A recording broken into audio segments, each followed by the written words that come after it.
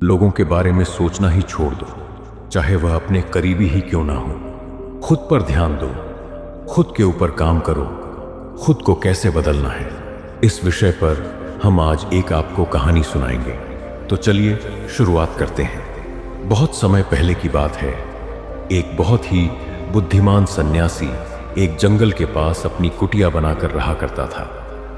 जो भी उनके पास अपनी समस्या लेकर आता, वह बहुत ही बुद्धिमानी से उसकी समस्या का समाधान निकाल देते। एक दिन वह वही पास के ही एक गांव में भिक्षाटन के लिए गए। जब वो भिक्षा मांगकर वापस लौट रहे थे तो रास्ते में उन्हें एक युवा व्यक्ति ने रोक लिया और कहा, मैंने सुना है कि आप किसी भी समस्या को बड़ी बुद्धिमानी से सुलझा देते हैं। हालांकि मुझे तो ज्यादा विश्वास नहीं कि आप मेरी इस जटिल समस्या को सुलझा पाएंगे, लेकिन मैंने लोगों से आपकी बुद्धिमानी के बहुत से किस्से सुन रखे हुए हैं। इसलिए मैं आपसे एक बात जानना चाहता हूं कि हमें किसी भी काम में असफलता की घबराहट क्यों होती है, और हम अपने किसी भी लक्ष्य को असफलता के घबराहट के बिना कैसे प्राप्त कर सकते हैं। युवा व्यक्ति का यह प्रश्न सुन बौद्ध सन्यासी मुस्कुराए और बोले, मैं तुम्हारे इस प्रश्न का उत्तर जरूर दूंगा और उसके बाद से तुम्हारी सारी घबराहट भी खत्म हो जाएगी। लेकिन उससे पहले तुम्हें मेरे साथ मेरी कुटिया तक चलना होगा। कि वह युवा लड़का उस सन्यासी की बुद्धिमत्ता को परखना चाहता था, इसीलिए वह कुटिया तक जाने के लिए तैयार हो गया। इसके बाद वह बौद्ध सन्यासी उस लड़के को अपने जंगल के पास बनी कुटिया में लेकर आए, लेकिन तब तक शाम हो चुकी थी, इसीलिए वह भोजन करके सो गए। अगली दिन जब वह उठे तो बुद्धिमान सन्यासी ने उस लड़के से कहा, चलो आज मैं तुम्हें जंगल की सैर करा के लाता हूं। और वह दोनों जंगल की तरफ निकल पड़े। कुछ देर बाद बुद्धिमान सन्यासी ने उस लड़के को एक गुफा दिखाई और कहा, चलो मैं तुम्हें उस गुफा की सैर कराता हूं। लड़के ने कहा, हाँ चलिए, मुझे भी जंगल की गुफा देखने की काफी दिनों से इच्छा थी। इसके बाद वे दोनों गुफा के अंदर चले गए। गुफा के अंदर काफी अंधेरा था, लेकिन थोड़ी देर बाद बुद्धिमान सन्यासी चुपके से गुफा से बाहर निकल आए और उस गुफा के द्वार को बाहर से बंद कर दिया। उस लड़के ने गुफा के भीतर से बहुत आवाज दी। वह हैरान रह गया, यह क्या, यहां तो किसी ने गुफा के द्वार को बाहर से बंद कर दिया है। अब मैं बाहर कैसे निकलूंगा। अब वह अकेले अकेले उस अंधेरी गुफा में काफी भयभीत और परेशान हो गया। वह सोचने लगा कि कहीं उस सन्यासी ने उसे मारने की योजना तो नहीं बनाई थी। अब वह गुफा में इधर उधर घूमकर बाहर निकलने का रास्ता ढूंढने लगा। वह गुफा में काफी देर तक इधर उधर भटकता रहा, लेकिन उसे बाहर निकलने का कोई रास्ता नहीं मिला। अब उसे जोरों की प्यास और भूख भी लग रही थी, इसलिए वह शांत होकर एक जगह बैठ गया। तभी उसे एक सुरंग से सूर्य की रोशनी आती हुई दिखाई दी, और उस रोशनी आने वाली सुरंग तक पहुंचना बहुत ही कठिन था, क्योंकि चारों तरफ बस अंधेरा ही अंधेरा था और वह सुरंग भी काफी ऊंचाई पर थी। पर फिर भी वह तुरंत उठा और अपनी सारी भूख प्यास को भूलकर अपना सारा ध्यान उस गुफा से बाहर निकलने पर लगा दिया। काफी मेहनत और प्रयास करने के बाद वह उस सूर्य की रोशनी आने वाली सुरंग तक पहुंच गया और कुछ दूर तक उस सुरंग में ही ऊपर चढ़ता गया। तभी अचानक उसे वह सन्यासी हाथ आगे बढ़ाता हुआ दिखाई दिया। वह लड़का झट से उस सन्यासी को गुस्से से चिल्लाकर कहा, मुनिवर, आप पागल हो गए हैं। आप मुझे अंधेरी गुफा में अकेले छोड़कर आ गए। आपको पता है मैं कितना भयभीत हो गया था और मुझे कितने जोरों की प्यास लगी है। उस सन्यासी ने मुस्कुराते हुए उसे पानी दी। पहला कारण क्योंकि तुम्हें जोरों की प्यास और भूख लगी थी, और दूसरा कारण तुम्हें वहां घुटन महसूस हो रही थी, क्योंकि तुम्हें मित्रों और परिवार वालों के साथ रहने की आदत पड़ चुकी है। अब मैं तुम्हें दो मुख्य कारण बताता हूं जिसकी वजह से तुम इस गुफा से बाहर निकल पाए। पहला कारण क्योंकि तुम्हारे साथ वहां यह कहने के लोग नहीं थे कि इतने अंधेरे में इतनी ऊंचाई पर तुम उस सुरंग तक कैसे पहुंच पाओगे, यह तो असंभव है। और दूसरा कारण, वहां यह कहने के लोग नहीं थे कि चलो कोई दूसरा रास्ता देखते हैं, इससे भी आसान रास्ता मिल जाएगा और हम बहुत आसानी से इसको फिर से बाहर निकल जाएंगे। सफलता प्राप्त करने का नियम भी कुछ ऐसा ही है। यह तो मैंने तुम्हें सफलता कैसे प्राप्त करी, इसकी एक छोटी सी दुनिया बनाकर दिखाई है, और वास्तविक दुनिया इससे कहीं अधिक जटिल होती है। वहां हमें सलाह देने के लिए बहुत से फालतू लोग मिल जाते हैं जो खुद तो कुछ कर नहीं पाए, लेकिन हमें ज्ञान देंगे कि ये मत करो, ये बहुत कठिन है, ये तुमसे ना हो पाएगा। इससे अच्छा तो तुम वो काम कर लो, उसमें तुम्हें निश्चित रूप से सफलता मिल जाएगी। और ऐसे ही वह हमारे दिमाग को भटका कर चले जाते हैं और हमें खुद पर संदेह होने लगता है। सफलता ना मिलने का एक बड़ा कारण यह भी है कि सफलता प्राप्त करने की प्रक्रिया बहुत लंबी होती है, और यहाँ जब हमारा मन घंटों घंटों में बदल जाता है तो फिर लक्ष्य प्राप्ति के महीनों और सालों के प्रयास में ही हमारा मन क्यों नहीं बदलेगा। हमारा मन बदल ही जाता है और हम उस रास्ते को छोड़कर अलग अलग राष्ट्रीय अपनाने लगते हैं। गौतम बुद्ध अक्सर अपने शिष्यों से कहा करते थे कि परेशानियां हमें तभी दिखती हैं जब हमारा ध्यान हमारे लक्ष्य पर नहीं होता, और यह बात 100% सही है। जैसे जब एक तीरंदाज तीर मारने वाला होता है तो वह अपनी एक आंख को बंद कर लेता है और दूसरी आंख से सिर्फ लक्ष्य को देखता है, तब जाकर वह अपने लक्ष्य को भेद पाता है। ठीक इसी प्रकार हमें सफलता का डर तभी लगता है जब हमारा ध्यान अपने लक्ष्य पर ना होकर रास्ते पर आने वाली कठिनाइयों पर होता है। तुम इस गुफा से बाहर इसीलिए निकल पाए क्योंकि तुम्हें गुफा के अंदर सुरंग से आने वाली रोशनी के अलावा और कुछ दिखाई नहीं पड़ रहा था। अगर उस गुफा के अंदर प्रकाश होता तो तुम वहां के बड़े बड़े गड्ढों और कीड़े मकोड़ों को देखकर डर जाते और वहीं भटकते रह जाते। इसलिए अपना सारा ध्यान केवल अपने लक्ष्य पर टिकाई रखो, और आसपास क्या हो रहा है, लोग क्या बोल रहे हैं, उस पर ध्यान देना बंद कर दो।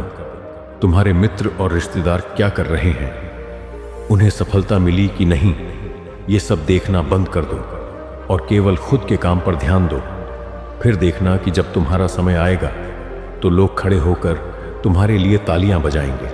और इतना कहकर वह बुद्धिमान सन्यासी मौन हो गए। उस युवा लड़के ने कहा, मुनिवर, आपने तो आज मेरी आंखें ही खोल दी। आपने कही हर एक बात में ही मुझे बुद्धिमानी नजर आई। आप सच में बहुत बुद्धिमान हैं, इसलिए सभी आपको बुद्धिमानी का लोहा मानते हैं। मैं आपको वचन देता हूं कि आज से मैं मेरे मन को कभी भी असफलता के डर से नहीं सताऊंगा। मैं अपना पूरा ध्यान सिर्फ अपने काम पर लगाऊंगा और जल्दी ही एक सफल व्यक्ति बनकर दिखाऊंगा। इतना कहकर उस लड़के ने बुद्धिमान सन्यासी का धन, उसकी निराशा का कारण यह था कि वह अब तक कुछ भी नहीं कर रहा था। उसके माँ बाप उसे ताने मारते कि तेरे सारे मित्र कुछ न कुछ कर रहे हैं, लेकिन तू अभी भी घर में ही बैठा हुआ है। मित्रों के बीच भी अक्सर उसका मजाक ही बनता। वह कहीं जाता तो लोग उससे पूछते कि क्या कर रहे हो। उसे यह बताने में बड़ी शर्म आती कि अभी वह कुछ भी नहीं कर रहा। धीरे धीरे उसने रिश्तेदारों के यहाँ जाना और लोगों से मिलना जुलना कम कर दिया। वह ज्यादातर समय अपने घर में ही बैठा रहता। वह अकेले में रोता, भगवान को कोसता और अपनी किस्मत को दोष देता। अब उसे अपनी जिंदगी बोझ सी लगने लगी थी। कभी कभी वह सोचता कि जब वे कुछ करने के लायक ही नहीं है तो फिर उसके जिंदा रहने का भी क्या फायदा, उसे तो मर जाना चाहिए। एक दिन वह अपने नगर की एक सड़क से गुजर रहा था, तभी उसने देखा कि एक गुरु दुख के ऊपर प्रवचन दे रहे हैं। वह भी वहीं भीड़ में पीछे बैठ गया और गुरु के प्रवचन सुनने लगा। गुरु बोल रहे थे कि दुख एक गुरु की भांति होता है जो हमें जीवन की सच्चाई दिखाता है और हमें सही से जीवन जीने का तरीका सिखाता है। आप चाहें तो अपने दुख रूपी गुरु से जीवन जीना भी सीख सकते हैं, और चाहें तो उस दुख में डूबकर बैठकर रो भी सकते हैं। सबल भी गुरु की यह सारी बातें ध्यान से सुन रहा था, लेकिन उसे गुरु की यह बातें सही नहीं लगी। उसने खड़े होकर कहा, दो मृत्यु भी उसके सामने छोटी लगने लगती है। गुरु ने कहा, आखिर क्या दुख है तुम्हें? सबल ने अपना सारा दुख गुरु के समक्ष कह सुनाया और पूछा, क्या आपके पास मेरे इस दुख का कोई समाधान है? गुरु मुस्कुराए और बोले, जिस दिन तुम्हें दुख से मैं गुजर रहा हूं वो झूठा है। कोई भी मेरे दुख को नहीं समझ सकता। जब माँ बाप नहीं समझ पाई तो गुरु क्या समझेंगे? अपने दुखों से परेशान होकर सबल ने एक निर्णय लिया कि अब वह कुछ करके दिखाएगा। उसने एक छोटा सा व्यापार शुरू किया, लेकिन उसमें उसे सफलता नहीं मिल रही थी। पर उसके घर वाले खुश थे कि वह कुछ तो प्रयास कर रहा है। वह अपने व्यापार में जुटा रहा और उसे धीरे धीरे सफलता भी मिलने लगी। फिर उसने रफ करते थे, उसके काम की प्रशंसा करते थे। अब उसके घर वाले भी उसकी प्रशंसा करते नहीं थकते थे। दिन प्रतिदिन उसके मित्रों की संख्या बढ़ती जा रही थी। अब वह अपनी जिंदगी से बहुत ही खुश था। उसके कुछ मित्रों ने उसे सलाह दी कि कि जब तुम बकाओगे इतना नाम फैलेगा, स्वयं राजा भी तुमसे मित्रता करना चाहेंगे और जरूरत पड़ने पर तुमसे ही धन उधार लेंगे। मित्रों की यह बात सबल के मन में घर कर गई। अब उसने और भी धन कमाने का प्रयास शुरू कर दिया, लेकिन उसे यह सब कुछ बहुत ही जल्द प्रयास शुरू कर दिया। ज्यादा मुनाफा कमाने के लालच में अपने सामान में मिलावट करने लगा। उसने दूसरे व्यापारियों के खिलाफ षड्यंत्र भी रचे, उन्हें डराया, धमकाया। जैसा जैसा उसके मित्र उससे कहते गए वह वही करता गया। वही इन तरीकों से ज्यादा धन तो कमा रहा था, लेकिन अब उसके जीवन में सुकून ही रह गया था। उसके मन की शांति गायब हो गई थी। उसे रातों में नींद नहीं आती थी। वह किसी उधेर बुन में लगा रहता था। सुख सदन की सारी वस्तुएं होने के बाद भी उसे किस में सुख नहीं मिल रहा था। एक दिन सबल अपनी गाड़ी में सवार होकर कहीं जा रहा था। तभी रास्ते में उसे गुरु का आश्रम दिखा। वह रुक गया। वह गुरु के पास जाकर बोला, गुरुदेव, आपने कहा था कि जब तुम्हारे जीवन में सच्चा दुख आए तब मेरे पास आना। अब मैं बहुत दुखी हूं। मेरे रातों की नींद गायब हो गई है। मुझे कहीं सुकून नहीं मिल रहा इस तरीके से। सबल ने अपनी सारी समस्या गुरु के सामने कह सुनाई। गुरु ने कहा, जब तुम मुझसे पहली बार मिले थे तब भी तुम किसी दुख में थे। तुमने उस दुख से क्या सीखा? सबल ने कहा, मैंने सीखा कि सिर्फ सोचने और चिंता करने से कुछ नहीं होता। अपनी सोच को सच करने के लिए कर्म करना पड़ता है, और सिर्फ कर्म करने से भी कुछ नहीं होता। अपने कर्म को अंतिम पड़ाव होता है। चाहे रास्ते में कितनी ही मुश्किलें आए, मन कितना ही निराश हो, कितना ही लगे कि अब आगे कुछ भी नहीं होने वाला, तब भी यह मानकर चलो कि मैं जो भी कर रहा हूं उसमें सफल अवश्य होगा। लोग सिर्फ सफल व्यक्ति को ही सम्मान देते हैं, फिर चाहे कोई कितना ही अच्छा क्यों ना हो, वह लोगों की नजरों में बोझ ही होता है। यह सब सुन गुरु मुस्कुराए और बोले, यह असली दुख नहीं है। जब तुम्हारे जीवन में असली दुख आए तब मेरे पास आना, मैं उसका समाधान अवश्य करूंगा। सबल ने जाते समय गुरु को सोने के सिक्कों से भरा एक घड़ा भेंट किया। घड़ा देखकर गुरु को सोने कहा, यह मेरे किसी काम का नहीं, इसे उस पेड़ के नीचे घड़ा खोदकर दफना दो। सबल ने गुरु के कहे अनुसार घड़े को पेड़ के नीचे दफना दिया और वहां से चला गया। कुछ दिनों तक तो व्यापार अच्छी तरक्की कर रहा था, लेकिन गलत ब्याज जैसे ही धीरे धीरे उस व्यापार में घाटा होने लगा। उसकी सारी धन संपदा धीरे धीरे खत्म होने लगी, और एक दिन ऐसा आया जब उसके पास कुछ भी नहीं बचा और वह कर्जे से बढ़ चुका था।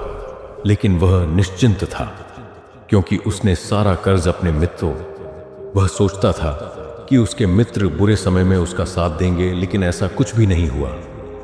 बुरा समय आते ही मित्रों ने ही सबसे पहले अपना उद्धार मांगना शुरू किया, और उधार वापस ना करने पर जान से मारने की धमकी भी दी। उसके शुभचिंतक उसेचा अपने पिता से सहायता मांगी, तो पिता ने कहा, मेरे पास यह थोड़ी सी ही संपत्ति है, अगर मैं यह भी तुम्हें दे दूंगा तो तुम्हारी मां को कहां रखूंगा? यह संपत्ति ही हमारा आखिरी सहारा है। सबल के भीतर बहुत गहरा दुख था। उसके आसपास ऐसा कोई जो उसके दुख को समझ सके, उसे संभाल सके, लोगों से मिले। इस धोखे और विश्वासघात की वजह से ही वह अंदर तक टूट गया। उसे लगने लगा, अब जीने का क्या मतलब? अब तो मृत्यु ही एकमात्र सहारा है। वह आत्महत्या करने एक पहाड़ी की तरह जा रहा था कि वह आंखों में आंसू भरकर बोला, मेरे इस दुख का समाधान कीजिए गुरुदेव। गुरु ने कहा, जब तुम्हारे जीवन में असली दुख आए तब मेरे पास आना, मैं उसका समाधान अवश्य करूंगा। सबल ने कहा, अभी जो मेरे जीवन में घट रहा है वह दुख नहीं है। आखिर असली दुख होता क्या है गुरुदेव? गुरु ने कहा, सबसे पहले तुम यह बताओ कि तुमने अपने इस दुख से क्या सीखा। सबल ने कहा, मैंने जो लोग हमारी सफलता, हमारी तरक्की की वजह से हमारे जीवन में आए हैं, वह हमें धोखा अवश्य देंगे। अपने अपमान नहीं करना चाहिए। मैंने यह भी सीखा कि कभी किसी के खिलाफ षड्यंत्र नहीं करना चाहिए। ईमानदारी और धैर्य के साथ अपना काम करना चाहिए, और कभी लालच नहीं करनी चाहिए। अपना सारा दुख और अनुभव बताने के बाद सबल आंखों में आंसू भरकर गुरु के सामने बैठा रहा।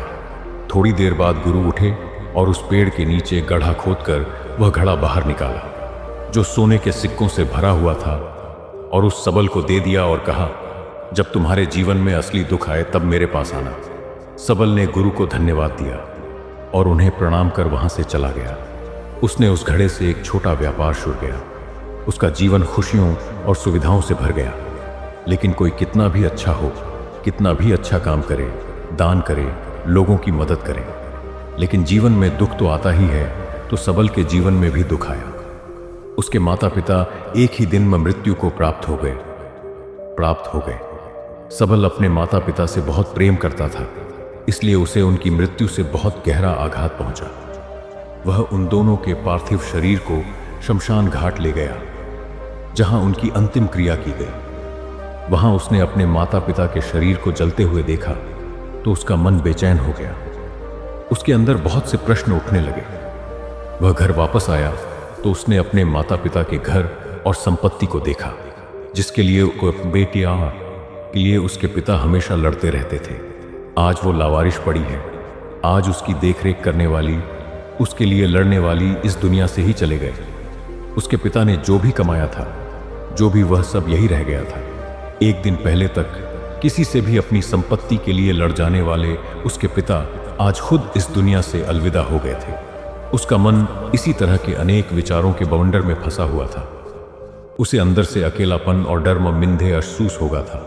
उसे लग रहा था कुछ तो है जिसे वो समझ नहीं पा रहा। इसीलिए वो गुरु के पास गया। उसे देखते ही गुरु ने कहा, क्या जीवन में कोई दुख है? सबल ने, वैसे तो जीवन में कोई दुख नहीं है गुरुदेव, सब सुख है, सब अच्छा चल रहा है। लेकिन आज मेरे माता पिता की मृत्यु हो गई। इस घटना से मेरा मन बहुत दुखी और बेचैन है। गुरु ने कहा, इसमें दुखी होने वाली कौन सी बात है? एक दिन तो सभी के प्रियजनों को मरना ही है। हमेशा जीवित न तो कोई रहा है और न ही कोई रहेगा।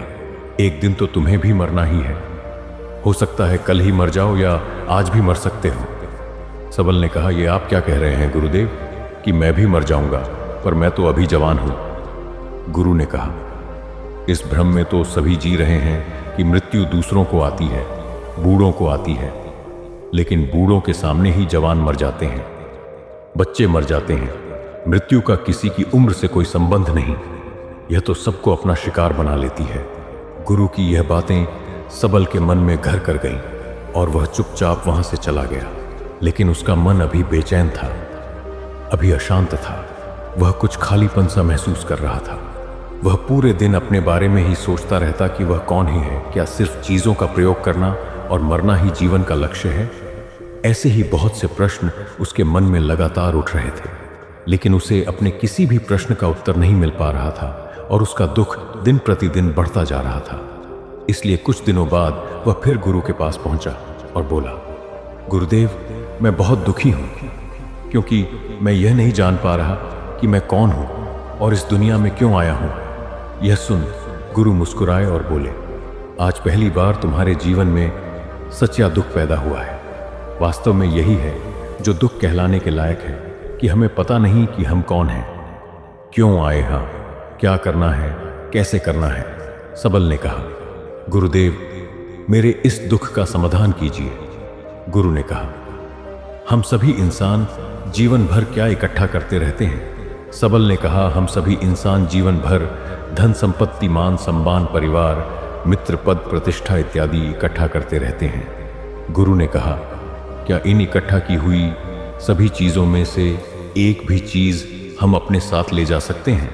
सबल ने कहा, नहीं गुरुदेव, इकैरना चाहिए। वो तो हम कभी इकट्ठा करते ही नहीं। चीजें हमारे सामने की होती है, लेकिन हम उन्हें देखने का प्रयास ही नहीं करते। इस दुनिया में हमें जिस चीज को इकट्ठा करना है वह हम खुद हैं। हमें खुद को ही इकट्ठा करना है ताकि जब मृत्यु हो तो हम एक हो सके और स्वयं को पहचान सके। हम भीतर से बटे हुए हैं, प्रेम में, नफरत में, क्रोध में, जलन में, क्रूरता में, धन में, संपत्ति में, पद में, प्रतिष्ठा में, मान में, पहचान में, धर्म में, जाति में। ऐसे ही सैकड़ों हजारों चीजों और वासनाओं में हम बटे हुए हैं। हम टुकड़ों में जीवन जी रहे हैं। इस बंटवारे की वजह से हमारी चेतना कभी एक नहीं हो पाती। हमारी चेतना शक्ति बिखर गई है, इसलिए हमारे पास इतना भी समय नहीं है इतनी भी ऊर्जा नहीं है कि हम मुड़कर एक बार अपने भीतर देख सकें। वास्तव में जिस धन की कमी, सुविधाओं की कमी, मान सम्मान की कमी को लोग दुख समझते हैं और जीवन भर उसे दुख दुख बोलकर रोते रहते हैं और उनका समाधान खोजने का प्रयास करते रहते हैं, उन्हें उसका समाधान कभी मिलेगा ही नहीं। क्योंकि जिन्हें लोग दुख कहते हैं वो असली दुख है ही नहीं। वो तो सिर्फ इंसान की चाहत है, उसकी इच्छा है, जिसकी पूर्ति कभी नहीं की जा सकती। इसलिए यहां व्यक्ति को ऐसे दुखों का कभी समाधान मिला ही नहीं। इसलिए इन सब के ऊपर अगर अपने दुखों का परम समाधान चाहिए तो सबसे पहले अपने आप को इकट्ठा करो, अपनी ऊर्जा को इस संसार से वापस खींचो और एकत्रित करो। अपने ऊपर ध्यान दो, खुद पर ध्यान लगाओ। मृत्यु से पहले ही अपने आप को पहले ही बिखरे हुए मत चलो। तो दोस्तों, अगर आपको ये कहानी पसंद आई है तो इसे लाइक करें, कमेंट करें और अपनों तक और हमारे इस चैनल लाइफ गोल्स को सब्सक्राइब करें ताकि आपको ऐसी मोटिवेशनल कहानी मिलती रहे। तो आज के लिए बस इतना ही, फिर मिलूंगा आपसे अगले दिन ऐसे ही एक और नई कहानी के साथ। तब तक के लिए धन्यवाद।